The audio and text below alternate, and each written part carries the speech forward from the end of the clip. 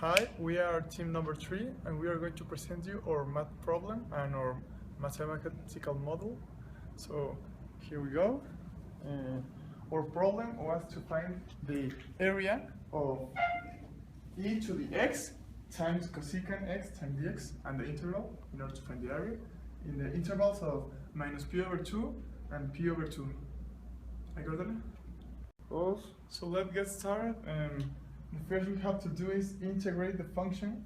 So we have that integral of 2 p over 2 is e to the x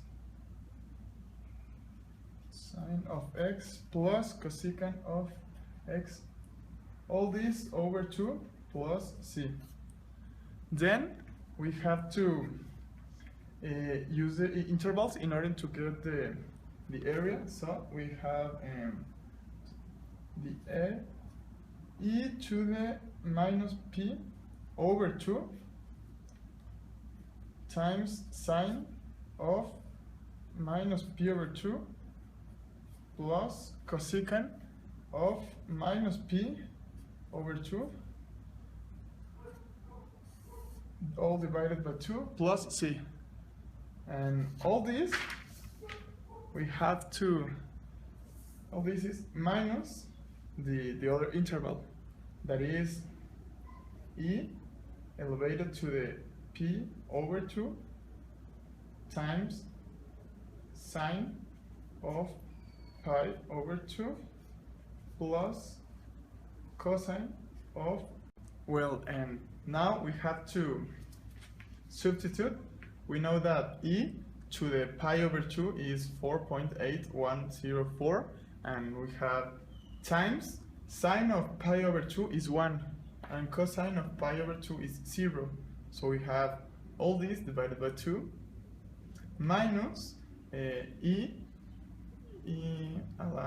minus p over 2 is equal to 0.2078 times the sine of minus p over 2 is minus 1 and the cosine of minus p over 2 is 0. So we have this expression. El resultado.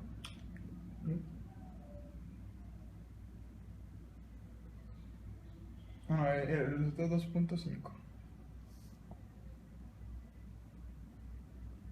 Estoy grabando, ¿eh? ¿Ahorita? Sí. No.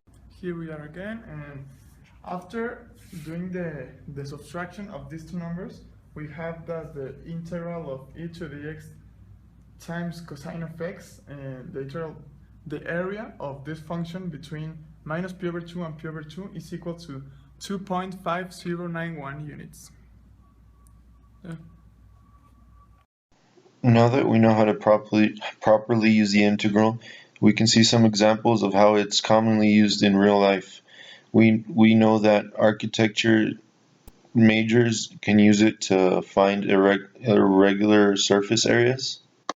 We also know that it can be used in circuits to see how the resistance behaves in a certain circuit. As we can see, integrals can be very useful in real life, and not only because you're not going to be a math major, it means that you are never going to use integrals. As we can see, many professionals use them, such as architects, engineers, or even doctors.